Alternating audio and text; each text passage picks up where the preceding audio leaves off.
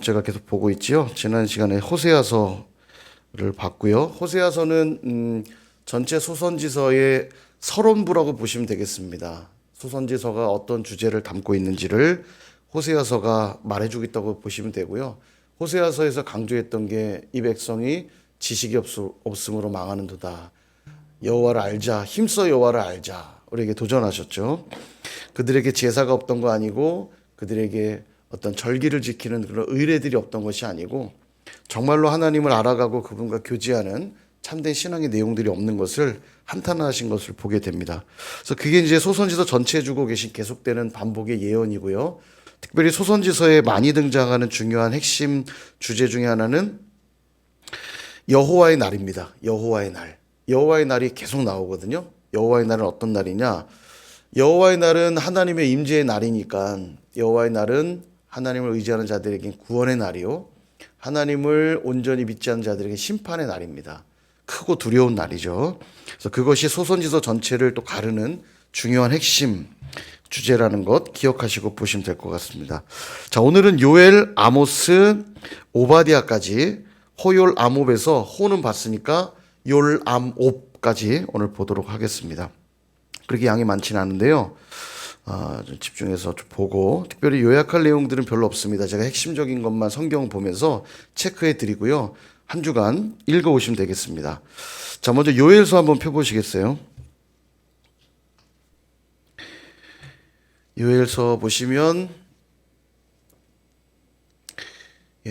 세 장밖에 되지 않는데요. 네, 책을 참고하시면 이렇게 구분을 지을 수 있고요. 하나님의 심판의 날이라고 주제. 계속 심판 얘기입니다. 소선지서는 다 심판의 얘기라고 보시면 돼요. 먼저 1장 1절을 보면 부두엘의 아들 요엘에게 임한 여호와의 말씀이라 이렇게 나오죠. 요엘의 출신, 부두엘의 아들이다 이렇게 시작을 합니다. 요엘이란 이름의 뜻이 여호와는 하나님이시다 라는 뜻이거든요. 당시 시대가 심판을 받아 마땅할 만큼 타락한 시대라는 걸 감안하면 이 부두엘이라고 하는 아버지는 믿음의 아버지였던 것 같아요. 그래서 아들의 이름을 지을 때 이름은 모든 걸 담잖아요. 타락한 시대에도 아들이 여호와는 하나님이시라는 고백으로 살기를 소망하지 않았을까 생각해 보게 됩니다. 그래서 그런 요엘에게 이제 하나님 말씀이 임하고 있죠. 선지자로 쓰임 받는데요. 15절을 한번 보시면 슬프다 그날이요 여호와의 날이 가까웠나니 곧 멸망같이 전능자에게로부터 이르리로다. 여호와의 날이란 주제가 등장을 합니다. 여호와의 날이 임하면 엄청난 심판이 올 것이다 얘기하는데 그 중에 하나가 4절에 보면 나오는데요. 팥중이가 남긴 것을 메뚜기가 먹고 메뚜기가 남긴 것을 느치가 먹고 느치가 남긴 것을 황충이 먹었도다. 지금 요엘서입니다. 요엘 1270쪽 요엘. 자, 그래서 메뚜기 때는 늘 심판의 상징이거든요. 메뚜기 때가 한번 지나가면 초토화가 되죠. 근데 그 심판이 얼마나 대단한지 팥중이가 남긴 걸 메뚜기가 먹고 메뚜기가 남긴 걸 느치가 남긴 걸 황충이 먹었으니까 완전히 초토화되는 심판을 말합니다. 무서운 심판이 예고돼 있죠. 2장 1절에도 나옵니다. 시온에서 나팔 불며 나의 거룩한 산에서 경고의 소리를 질러 이 땅 주민들로 다 떨게 할지니 이는 여호와의 날이 이르게 됨이라. 무서운 심판이 계속 반복되고요. 쭉 읽어보시면 되겠습니다. 그 다음 2장 13절에 보면요. 12장 13절을, 그러니까 2장 12절과 13절을 보시면, 그러므로 돌아오라. 여호와의 날이 예고되었으므로 역시 회개의 메시지는 늘 빠지지 않아요. 그러니까 하나님은 마지막까지 한 영혼이 돌아오길 기대하거든요. 뭐라고 하시는지 한번 읽어볼게요. 12절 13절 시작. 여호와의 말씀에 너희는 이제라도 금식하고 울며 애통하고 마음을 다하여 내게로 돌아오라 하셨나니 너희는 옷을 찢지 말고 마음을 찢고 너희 하나님 여호와께로 돌아올지어다. 그는 은혜로우시며 자비로우시며 노하기를 더디하시며 이내가 크시사 뜻을 돌이켜 재앙을 내리지 아니하시나니 아멘. 예, 회개하라 말씀하시는데요. 회개의 모습을 이렇게 말합니다. 옷을 찢지 말고 마음을 찢으라. 옷을 찢는 것이 회개의 한 행위예요. 그러니까 하나님 앞에 회개할 때 머리를 풀고 옷을 찢는 것이 회개할 때 보이는 액션인데, 액션만 취하지 말란 얘기예요. 정말 회개해야 될 건 뭐냐면 우리의 마음이라는 거죠. 이 명령들은 오늘날 우리에게도 동일합니다. 여호와의 날이 임박했어요. 주님 다시 오실 그날이 여호와의 날이겠죠. 재림의 날. 재림의 날이 여러분 언제라고 생각하십니까? 알 수가 없잖아요. 예, 그 말은 매일매일 재림의 날을 맞이할 것처럼 살라는 의미예요. 그러므로 오늘도 우리가 해야 될 일이 있다면 회개하는 일입니다. 회개가 늘 말하죠. 수준 낮고 초신자들만 하는 그런 행위가 아니라 가장 거룩한 자들이 하는 거룩한 행위가 회개입니다. 가까운 빛에 가까이 가면 갈수록 이전에 보이지 않던 먼지까지도 보이거든요. 그러니까 정말로 하나님을 잘 섬기는 자들은 그 삶에 정말 어떻게 저런 것까지 회개하지 싶을 정도로 말씀을 듣고 또 기도하면서 은혜를 주시면 자꾸 죄가 드러나니까 회개하지 않을 수가 없어요. 그러니까 이 회개의 기도가 없고 불평의 기도만 나온다. 뭔가 지금 문제가 있죠. 주님의 영광의 빛이 계속 내 삶을 비추면 회개하게 됩니다. 예. 그때 옷을 찢는 것, 회개하는 척하는 게 아니라 정말 마음을 찢는 일들이 필요해요. 그렇게만 한다면 하나님은 재앙을 내리시지 않는 분이시다. 너무 기뻐하세요. 회개하는 것보다 더 기뻐하시는 게 없습니다. 예, 우리가 늘 우리의 신앙을 돌아봤으면 좋겠고요. 마지막까지 한 영혼이 돌아오기를 기대하시는 주님. 여러분, 여러분은 구원받은 백성이십니까? 예, 구원받은 백성이어서 안심하고 사세요? 어떠세요? 어쩜 우리가 왜 죄에 대해 둔감해지고 있냐면 따놓은 당상이라고 생각하기 때문일지도 몰라요. 나는 이미 구원을 받았으니까 괜찮아, 됐어, 천국은 따놓은 당상이야, 이런 생각을 하니까 죄에 대해 둔감해지고 있는 게 아닐지 모르겠어요. 여러분, 우리는 늘 잊지 말아야 될 자세가 뭐냐면 잃어버린 한 영혼이 나라는 사실을 잊지 말아야 됩니다. 이 땅에 존재하는 게 나 하나뿐이라고 그래도 주님이 오셨을 거라고 했죠. 왜냐하면 주님은 한 영혼 구원하러 오신 거니까. 지금도 주님이 우리 가운데 역사하시고 일하셔야 될 한 가지 이유가 있다면, 좀 과대하게 얘기하면 나 때문입니다. 지금도 여전히 그 죄로부터 온전할 수 없는 나의 삶을 아시기 때문에 지금도 하나님은 은혜의 빛을 비추시고 영광의 빛을 조명해 주시는 거예요. 계속요. 오늘도 잃어버린 영혼은 누굽니까? 내 자신이에요. 내 자신. 나는 당연히 찾은 영혼 아니에요. 아직도 나는 주님 앞에 드러나야지만 되는, 주님의 은혜 앞에 조명되어야지만 살아갈 수 있는 존재라는 걸 잊지 말아야 됩니다. 자, 그래서 그렇게 회개하는 자들에게 뭘 주시냐면 18절 불쌍히 여기심을 받게 되고요. 극진히 사랑함과 불쌍히 여김. 그 다음 23절에 보면 중간쯤 보시면 너희를 위하여 비를 내리시되 이른 비를 또 늦은 비를 주신다. 이른 비와 늦은 비는 항상 축복의 상징입니다. 팔레스타인 땅은 비가 별로 없는 땅이기 때문에요. 10월부터 3월까지가 우기라고 말씀드렸죠. 우기에만 비가 오는데 그나마도 계속 오는 비가 아니라 10월경에 이른 비가 한번 내리고요. 3월경에 늦은 비가 한번 내려요. 그런데 그 많은 양이 오는 것도 아닙니다. 그럼에도 불구하고 그 비가 없으면 열매 맺을 수가 없거든요. 너무 중요한 비죠. 하나님이 그 비를 내려주신대요. 큰 축복이죠.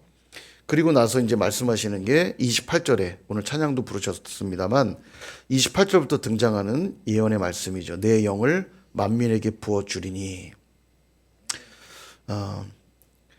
한번 읽어볼까요? 28절 29절까지 한번 읽어보겠습니다. 시작. 그 후에 내가 내 영을 만민에게 부어주리니 너희 자녀들이 장래일을 말할 것이며 너희 늙은이는 꿈을 꾸며 너희 젊은이는 이상을 볼 것이며 그때 내가 또 내 영을 남종과 여종에게 부어줄 것이며.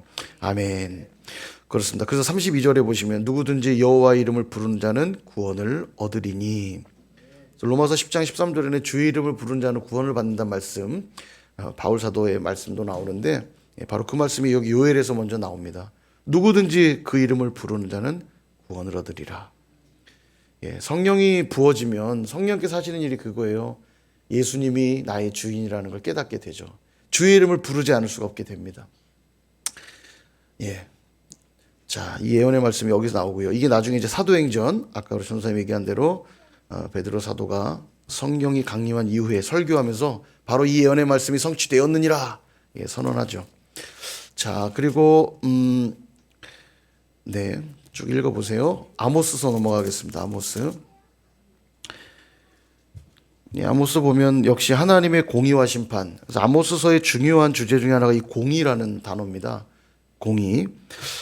소선지서에 나오는 이 심판을 받는 그들의 죄된 내용의 또 하나 핵심은 사회 질서의 무너짐이에요. 사회의 부도덕과 이 공의가 다 무너진. 여러분 저는 그래요. 오늘날 사회가 또 그러지 않나 싶어요. 공정과 상식 외쳐 되는데 유전무죄, 무전유죄. 돈 있는 자에게는 돈 있으면 죄가 없고 돈 없으면 그저 죄가 있고요. 50억 받아도 무죄, 800원으로 커피 뽑아 먹었다고 예, 감옥살이 예, 그런 사회입니다. 하나님 보실 땐 이걸 굉장히 타락한 사회로 보실 거예요. 예, 우리 정말 기도해야 됩니다. 우리 사회가 지금 그렇게 가고 있어요. 정말 기도해야 되고요. 뭐 대통령의 문제, 위정자들의 문제 아닙니다. 우리 기독교인들의 문제입니다. 국회의원들 안에도 3분의 2에 가까운 숫자가 기독교인이라고 표시한다 해도 조창기도에 가보세요. 국회의원들 대다수가 와 있습니다. 예, 뭐 가라도 많겠죠. 거기에 가짜 기독교인들도 많겠지만 기독교인들이라 이름하지만 예, 하나님의 말씀에 지배를 별로 받지 않죠. 우리가 정말 기도해야 되고요. 아모스서가 그걸 아주 잘 보여주는데요. 아모스서를 간단하게 요약을 좀 해드리면 1장과 옆에 책 옆에 좀 쓰셔도 좋을 것 같아요. 1장과 2장은 1장에서 2장은 열방과 그 다음에 이스라엘을 향한 심판 예언이 쭉 나옵니다. 1장과 2장에서요. 심판이 나오고요. 그 다음에 3장부터 6장까지는 아모스 선지자를 통해 주는 어떤 설교의 내용들이 등장해요. 그 다음에 7장부터 마지막 9장까지는 어떤 환상과 메시지들 이렇게 나옵니다. 예, 이렇게 세 단락을 구분지어서 보셔도 읽을 때 쉽게 읽으실 수 있을 것 같고요. 그다음 책에도 있는 대로 내용적 구분으로 한다면 1, 2, 3에서 5, 6, 7, 8, 9 예, 뭐 할 수 있는데 예, 이렇게 구분을 참고하시면 읽으실 때 도움 될 것 같아요. 그래서 보시면 제가 불러드리는 대로 성경책에 동그라미 한번 쳐보세요. 1장 아모스서입니다. 아모스 1장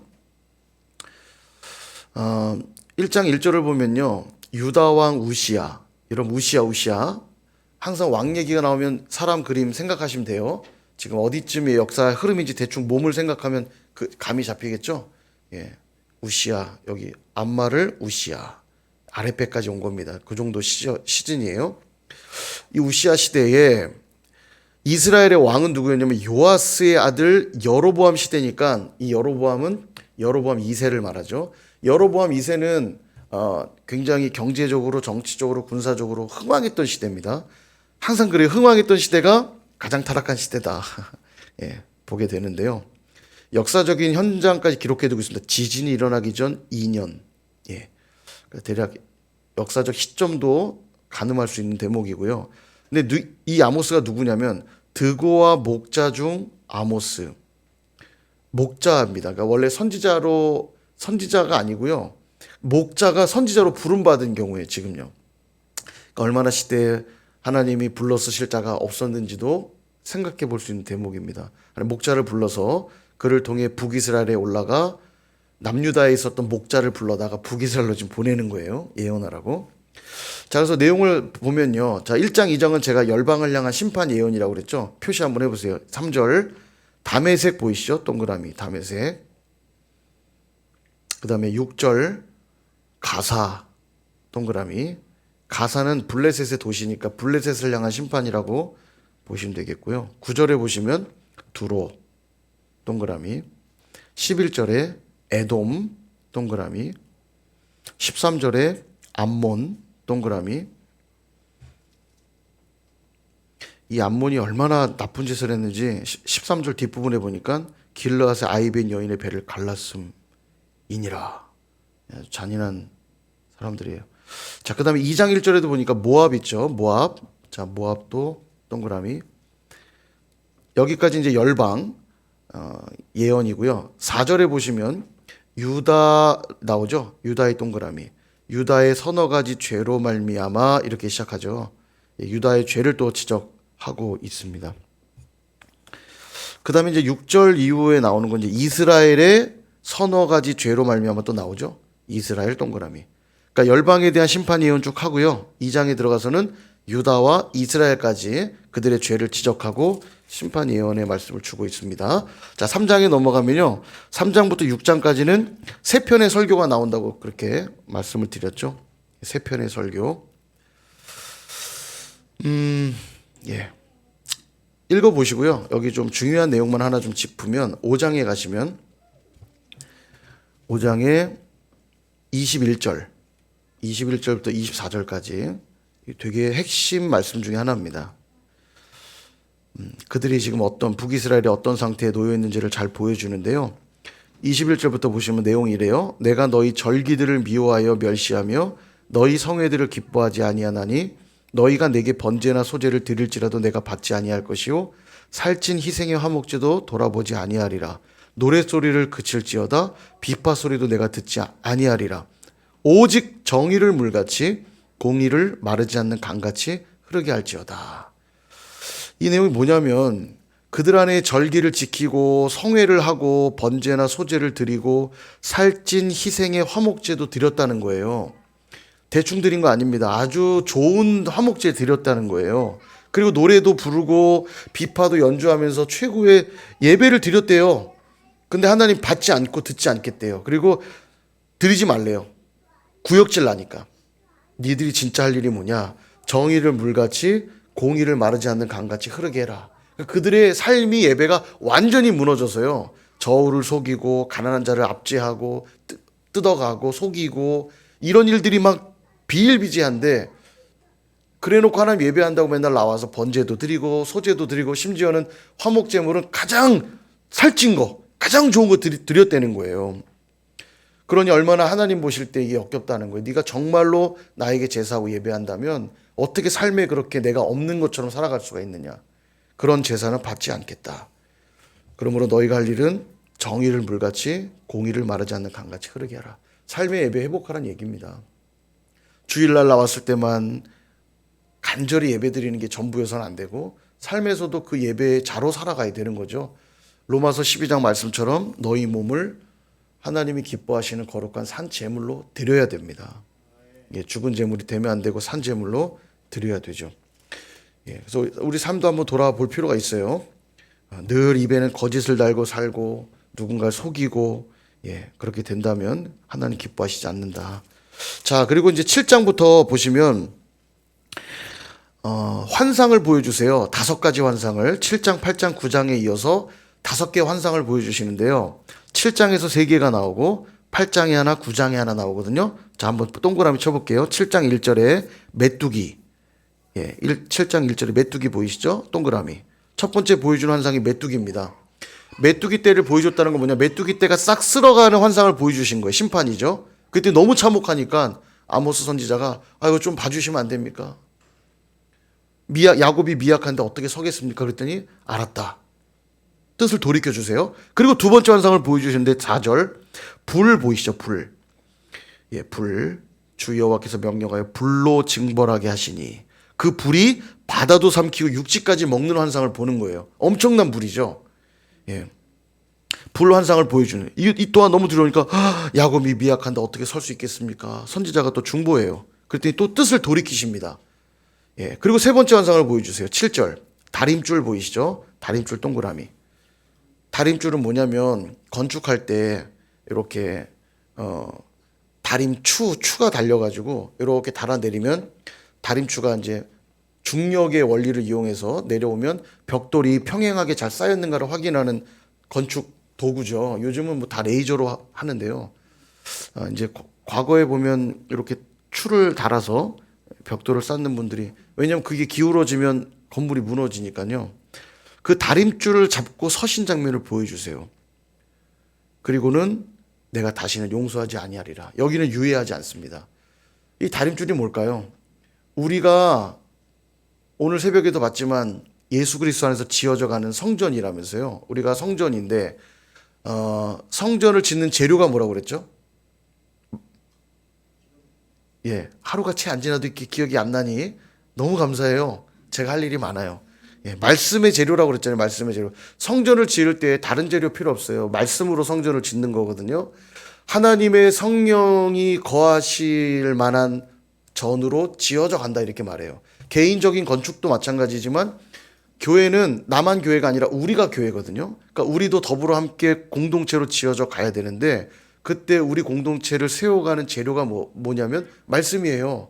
예, 그래서 셀로 모였을 때 우리가 왜 말씀을 나누냐면 우리가 더불어 함께 지어져 가기 때문입니다.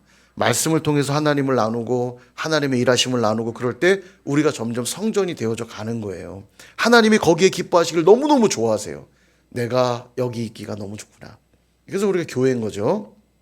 자, 그런데 그 건축물을 지을 때 말씀으로 짓는 거기도 하고 또 그 말씀이 잘 쌓아져 올라가고 있는가를 봐야 될 다림줄이 뭐냐면 말씀의 다림줄인 거죠. 말씀으로 내가 혹시 삐뚤어지진 않았는가? 내가 혹시 욕심에 치우쳐 있진 않았는가? 내가 교만해 있진 않았는가? 이런 것들을 끊임없이 실컷 쌓아 올리고 확인하면 소용이 없어요. 왜냐? 쌓아 올렸더니 기울어졌더라. 그럼 어떻게 해요? 방법 하나밖에 없어요. 어떻게 해야 됩니까? 무너뜨릴 수밖에 없어요. 그 무너지는 겁니다. 쌓을 때 바로바로 확인해야 차곡차곡 올라가죠. 내 멋대로 살다가 내 마음대로 살다가 마지막에 다림줄을 주님이 들이대실 때는 그때는 유예가 없어요. 그냥 내가 용서하지 아니하리라. 그냥 그거는 심판입니다. 심판. 유예 세 번째 환상에서는 유예해 주지를 않으세요. 그게 이제 세 가지의 환상이고요. 8장으로 넘어가면 네 번째 환상을 보여주시는데요. 8장 1절에 보니까 여름 과일 한 광주리 환상을 보여주세요. 그리고는 이 광주리를 보여주시는데 왜 보여주시냐? 2절에 보니까 아모스야 네가 무엇을 보느냐? 내가 이르되 여름 과일 한 광주리니이다. 그렇게 말하니까 여호와께서 말씀하시기를 내 백성 이스라엘의 끝이 이르렀은즉 내가 다시는 그를 용서하지 아니하리니. 아니 광주리를 보여줘 놓고는 끝이 이르렀다는 얘기가 도대체 뭔 말인가 싶은데 이게 언어 유희입니다. 성경이 보면 언어 유희가 생각보다 꽤 많이 나오거든요. 그러니까 이게 히브리어로만 이해되는 대목이에요. 히브리어로 광주리란 단어와 끝이라는 단어가 발음이 비슷해요. 이 광주리란 단어는 카이치란 단어고 끝이라는 단어는 캐치라는 단어예요. 그러니까 언어 유희를 하는 거죠. 네가 본 광주리 그것은 이제 곧 끝이 될 거라는 것을 이제 언어 유희로 보여주시는 거고요. 예, 그렇게 이해하시면 되겠습니다. 그러니까 심판에 대한 메시지를 또 주고 계시는데 그 심판의 핵심은 이것입니다. 11절과 12절 13절까지 한번 볼까요? 11절부터 13절 같이 한번 읽어보겠습니다. 시작. 주 여호와의 말씀이니라 보라 날이 이를지라 내가 기근을 땅에 보내리니 양식이 없어 주림이 아니며 물이 없어 가람이 아니요 여호와의 말씀을 듣지 못한 기갈이라. 사람이 이 바다에서 저 바다까지 북쪽에서 동쪽까지 비틀거리며 여호와의 말씀을 구하려고 돌아다녀도 얻지 못하리니 그날에 아름다운 처녀와 젊은 남자가 다 갈아여 쓰러지리라. 아멘. 이게 심판이에요. 말씀을 아무리 찾고 찾아도 없는 거예요. 영적인 목마름을 해결할 수 없는 거. 이게 진짜 기갈이고 물이 없고 양식이 없는 건 중요한 문제가 아니에요. 하나님 말씀이 없는 게 우리 인생의 가장 큰 심판이고 기갈이라는 겁니다. 이 얼마나 무서운 말씀인지 몰라요. 이렇게 생각할지 모르겠습니다. 요즘처럼 폰 만들면 유명한 목사님 설교 유튜브에서 줄줄줄 나오고요. 예. 그러니 지금처럼 말씀이 넘쳐난 시대가 얼마나 있을까? 오늘도 이런 일 저런 일 있을 때 집에서 영상으로 예배해야지. 얼마든지 말씀을 쉽게 접하는 것처럼 보이니까 말씀이 풍성한 시대 같죠? 아닙니다. 아니에요. 오히려 여기저기서 들을 수 있다는 건 거기에 뭐가 빠져 있냐면요. 이 간절함, 목마름이 빠져 있어요. 말씀을 듣는다고 들리는 게 아닙니다. 누구에게 생수는 생수로 경험되냐면 가란 자들에게 경험되는 거예요. 그러니까 말씀이 목말라야 되는데 여기저기서 들을 수 있다는 건 사실은 축복이 아닐 수도 있어요. 그래서 옛날에는 교회를 와야만 말씀을 들었거든요. 목사님을 통해서만 들을 수 있었어요. 이게 교회에 와서. 그러다 보니까 예배 시간이 중요해요. 그 시간에 안 가면 안 돼요. 그 말씀을 못 들어요. 지금은 영상으로도 할 수 있죠. 혹시 못 들으면 제가 예전에도 막 그런 거 봤어요. 오늘은 삼일교회 예배 드렸어요. 막 어떤 청년이 막 그러더라고요. 무슨 쇼핑도 아니고 오늘은 뭐 사랑의 교회 예배 드렸어요. 이거 되게 심각한 얘기입니다, 이게요. 여러분, 예배는 본교에서 드리는 겁니다. 이거는요, 예나 지금이나 동일해요. 왜 자꾸 그 얘기를 하냐면 성도들을 교회 안에 묶어두려고 그러는 게 아니에요. 밥은 거꾸로 했네. 밥은 어디서 먹습니까? 여러분, 밥 어디서 먹어요? 집에서 먹어야죠. 엄마들 뭐라고 말하겠어요? 엄마 귀찮으니까 제발 먹고 좀 들어와. 그런 부모 있습니까? 자식한테? 야, 아무리 바빠도 밥은 집에 와서 먹어라. 반찬이 많든지 적든지 엄마가 해준 밥 먹을 때 엄마 사랑 먹으면서 크는 거 아니에요? 원리는 똑같아요, 그게요. 하나님이 그 교회에 주시는 기름 부으심이 있습니다. 목사를 따로 세우실 땐 이유가 있어요. 그 실력의 문제가 아니에요. 특별히 그를 부모가 뭐 공부 잘하고 서울대 나와서 훌륭한 부모고 대학도 못 나오면 못난 부모입니까? 당연히 아니잖아요. 부모는 가슴으로 키우는 거고 사랑으로 키우는 거니까 그 부모에게만 주시는 특별한 사랑이 있어요. 그 부모여야만 됩니다. 예, 교회도 똑같아요. 그 교회 세우시는 목사, 권위 아래 세운 목사가 있는 것이고요. 리더십들이 있는 것. 그리고 그 교회에 주신 약속된 장소. 이런 것들이 다 하나님이 기름 부으시는 중요한 대목들이에요. 그 자체가 본질은 아니지만 본질을 흘러가게 하기 위해 있어야 되는 중요한 과정들이라고요. 그릇은 본질은 아닙니다. 이거 뭐 그릇 안 중요한 문제지만 물이라고 하는 본질은 스스로 존재할 수 없어요. 그냥 물이 이거 어떻게 마셔요, 물을요? 그런 의미로서 컵은 너무 중요한 거예요. 컵은. 이 자체는 본질이 아니지만 본질을 담기에 너무 중요한 도구예요. 그런 겁니다. 이 건물은 교회가 아니에요. 건물은 교회가 아니지만 교회를 있게 하는 중요한 약속의 장소이기 때문에 중요한 거예요.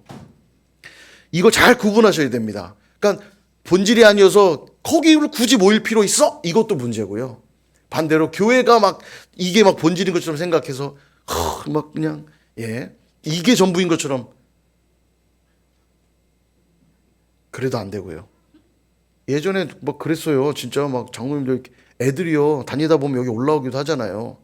쥐잡듯이 잡아요. 장로님들이 거룩한 전에 그냥 올라갔다가 쌍욕을 하면서 그 영혼이 더 중요한 거 아닌가요? 그렇잖아요. 여기 물론 함부로 다뤄도 되는 공간이라고 생각할 수는 없지만 그렇다라고 말할 수는 없지만 그럼에도 불구하고 뭐가 더 중요한지 본질은 놓치지 말아야 되는데 그렇습니다. 오늘날 이 현대사회, 현대교회 위기는 이 목마름이 없는 게 위기일 수 있어요. 언제든지 클릭하면 원하는 목사님의 설교를 들을 수 있는 게 축복이 아닐 수도 있습니다, 여러분. 1차적으로는 하나님이 허락해 주신 본교회에서 예배를 들으시고 거기서 주시는 말씀을 받는 게 중요해요. 그런 점에선 어떨 땐 제가 참 죄송해요. 제가 정말 탁월한 설교가면 얼마나 좋겠어요. 그죠? 그래도 제가 지어드리는 밥 드셔요. 제가 목숨 걸고 밥 짓는다니까요. 아닌 것처럼 보이지만 여러분이 얼마큼 은혜 받는지 모르지만 제가 진짜 목숨 걸고 밥을 지어요. 이 밥솥이 언제 망가질지는 모르겠습니다. 제가 지금도 진짜 너무 피곤해요. 지금 쓰러질 것 같아요. 제가 유혹을 받았어요. 대충 하고 끝낼까? 올라오기 전까지도. 그러나 그럴 수 없잖아요. 밥을 열심히 따뜻한 밥 괜히 나왔네. 이러면 안 되잖아요. 그래, 오늘도 힘들었지만 나오길 잘했다. 오늘도 말씀의 은혜를 내가 받았다. 해야 된다고 생각하니까 열심히 밥을 저는 지어서 여러분들께 먹이려고 노력합니다. 여러분, 가람을 가지십시오. 목마름 가지시고 매일매일 선일교회 주시는 말씀을 받으세요. 선일교회 주시는 말씀. 아멘. 네, 아멘. 마지막 환상 9장 1절에 보면 문지방이라고 나오죠. 두 번째 줄에. 저랑은 다를 수 있겠군요. 그러니까 문지방. 내가 보니 주께서 제단 곁에 서서 이르시되 기둥머리를 쳐서 문지방이 움직이게 하며. 문지방이 움직인다는 건 엄청나게 큰 심판을 얘기하는 겁니다. 역시 심판에 대한 메시지예요. 자, 그런데 항상 그렇지만 심판으로 끝나지가 않아요. 하나님 메시지는. 11절부터 보면 회복의 메시지도 주시면서 끝나는데 11절 보시면 너무 유명한 말씀합니다. 그날은 어떤 날일까요? 여호와의 날. 이게 되게 핵심 메시지예요. 소선지서에. 여호와의 날. 악한 자들에겐 심판의 날이지만 하나님 백성들에게 구원의 날이기도 한 날입니다. 그날에 내가 다윗의 무너진 장막을 일으키고 그것들의 틈을 막으며 그 허물어진 것을 일으켜서 옛적과 같이 세우고. 그리고 12절 그들이 에돔의 남은 자와 내 이름으로 일컫는 만국을 기업으로 얻게 하리라. 이 일을 행하시는 여호와의 말씀이니라. 아멘. 다윗의 무너진 장막을 일으킨다는 건 다윗이 세운 장막이 무슨 장막입니까? 법궤를 모셔와서 예배하고 예배를 회복시키신다는 얘기고요. 하나님이 일으키시는 예배가 진짜 예배가 되겠죠. 하나님이 다시 예배를 회복하시겠다 예언하고 계시고 12절에 에돔이라고 나와 있지만 이 에돔은 열방을 대표하는 나라라 생각하시면 되겠습니다. 그러니까 열방을 향해 열방도 만국을 기업으로 얻게 하겠다. 그러니까 천하 만국의 그 이름 예배의 회복이 열방에 흘러가게 하시겠다는 얘기예요. 당연한 얘기죠. 선교는요.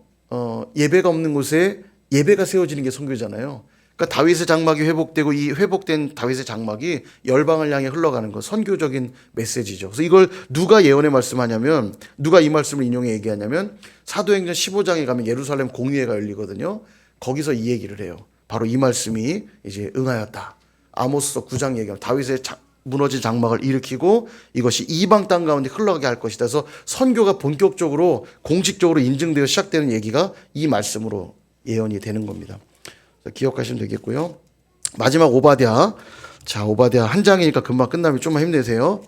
예. 자, 오바댜는 오에 동그라미 기억하시면 된다고 그랬죠. 오바댜는 에돔에 대한 심판입니다. 그래서 1장 1절에 보면 주 여기서 에돔에 대하여 시작하죠. 에돔 동그라미 치시면 되겠고요. 에돔은 그럼 왜 심판을 받느냐? 3절. 너의 마음의 교만이 너를 속였도다. 바위 틈에 거주하며 높은 곳에 사는 자여 내가 마음에 이르기를 누가 능히 나를 땅에 끌어내리겠느냐 하니 에돔이 얼마나 교만했냐면 그들이 살고 있던 거주지는 바위에 동굴을 파서 도시를 만들어 살았거든요. 그래서 지금도 뭐 페트라라고 해서 그 유적지 가보면 돌로 기가 막히게 안에다가 그 바위 성을 만들어 놨거든요. 그러니까 요새죠, 요새. 천혜의 요새. 그러니까 그들이 교만했다는 거예요. 누구도 우리를 끌어내릴 수 없다. 그러니까 교만한 너희들은 심판을 받을 거라는 거예요. 특별히 그들의 죄가 뭐냐? 10절부터 나오는데요. 내가 내 형제 야곱에게 행한 포악으로 말미암아 부끄러움 당하고 영원히 멸절되리라. 에돔이 누구의 후예냐면 에서의 후예입니다. 에서와 야곱이 형제잖아요, 쌍둥이. 야곱은 그러니까 이스라엘이 야곱이 후예고 그 다음에 에돔은 에서의 후예예요. 그러니까 엄밀히 말하면 형제 나라들이잖아요. 그런데 에돔이 다른 나라들과 손잡고 자꾸 이스라엘을 괴롭히고 형제로서 합당하지 않은 행위들을 했다는 거예요. 그게 심판의 문제라는 겁니다. 오늘날 우리에게 주는 교훈도 되겠죠. 하나님 우리에게 붙여주신 믿음의 지체들, 그들과 함께 믿음으로 함께 세워가는 일들 너무 중요해요. 이거 하나님이 기뻐하시는 일입니다. 그렇게 하지 않을 때 하나님이 죄로 물으세요. 이걸 죄로 물으세요. 두려워할 얘기입니다. 성경에도 계속 반복해서 말하죠. 예수님이 서로 사랑하라, 서로 사랑하라. 세 계명을 주노니 서로 사랑하라. 그렇지 않으면 그게 죄가 됩니다. 그래서 에돔이 그런 받고 있는 심판은 그런 내용이라는 것 기억하시면 되겠습니다.